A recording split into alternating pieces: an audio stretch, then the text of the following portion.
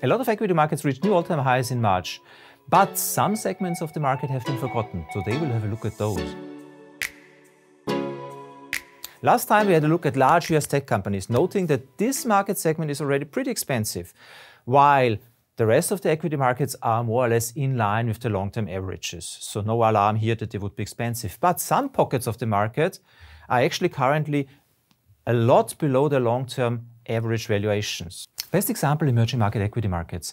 Their performance was pretty disappointing in the last years. They are far from new all-time highs, and this is mostly due to China. Here in the chart you see the price development of a broad Chinese equity index. And if you note, we are far away from making new all-time highs. Actually, we are back at the levels where this index was 2007.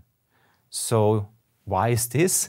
Because you know the problems of China, a popped housing bubble, geopolitical tensions versus Taiwan, the fear that Mr. Trump might become president again and slap tariffs on China. A lot of things not to like about the Chinese equity market.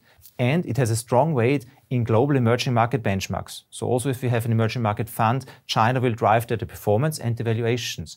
But talking about valuation, and this we have in the next chart, in this chart you see the valuation of emerging market equities versus their global peers, US, Europe.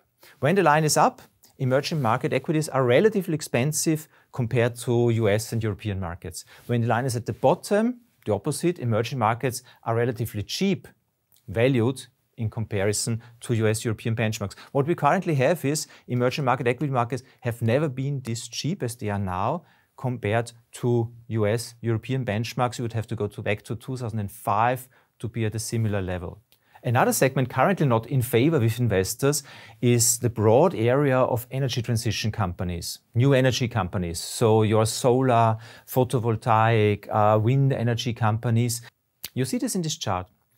The bottom line, the black line, shows how expensive is the broad equity market globally, valuation. And it goes up and down, not meaningful.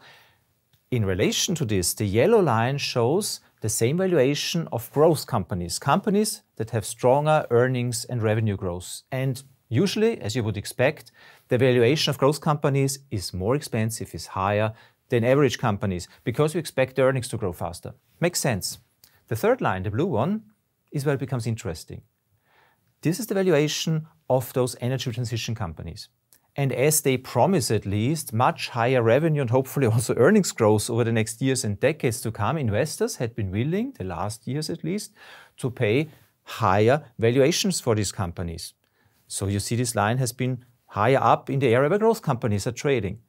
Not now though. You see for one of the few times ever, the valuation of this growth segment, energy transition companies, is back to where the broad market is valued. And it's up to you to decide, does this make sense? Aren't those companies that still will grow faster over the last years and decades to come, are they really justified with the same valuation as the broad market? Let's see. In the history, this situation hardly prevailed very long. What do we take from this? There are still some pockets in the global equity market where valuations are a lot below long-term averages that appear cheap currently, which might be positive for the long-term performance. If those two segments, emerging markets, energy transition companies, are too exotic for you, don't forget also the broad European equity market is still valuation-wise at the long-term average, far from expensive. So we wish you happy investing. Don't forget to like us, subscribe, and see you next time.